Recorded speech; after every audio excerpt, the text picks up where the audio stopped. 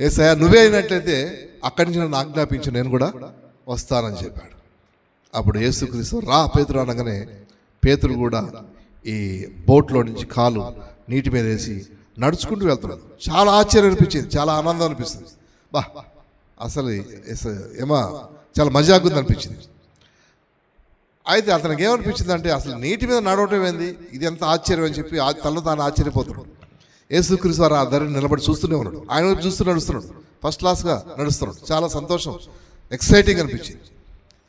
ఆ తర్వాత ఇటుపక్క ఈ గాలి శబ్దాలు, తరంగాలు, నీటి అలజడి అటువైపు ఇటువైపు చూడగానే అమ్మా ఇప్పుడు నేను అటు ఆ ధరలో లేదు ఈ ధరలో మధ్యలోకి వచ్చిన, ఇప్పుడు మునిగిపోతే నా పరిస్థితి నేను ఎప్పుడైతే అటు ఇటు చూసి భయపడ్డాడో నిజంగానే మునిగిపోవడం స్టార్ట్ అయింది.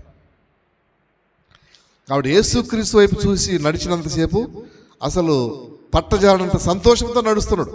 అదొక పరలోకపు అనుభూతి లాగా అనిపించింది.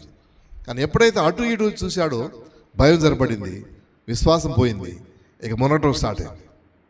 ఈరోజు నీవైనా నేనైనా అంతే.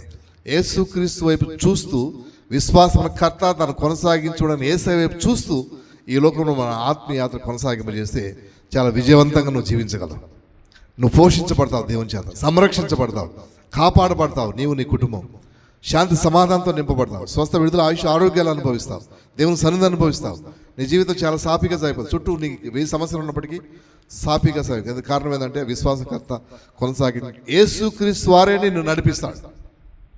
కానీ నువ్వు ఆయన వైపు చూడటం బంద్ చేసి కుడికి ఎడమకు తొలగినట్లయితే నీ జీవితం పూర్తిగా మునిగిపోయే విధంగా అనిపిస్తుంది. భయాందోళన అనిపిస్తుంది, టెన్షన్స్ అనిపిస్తాయి, అవిశ్వాసం ఏర్పడుతుంది, జీవితం అంతా కూడా చిందరవందరైపోతుంది.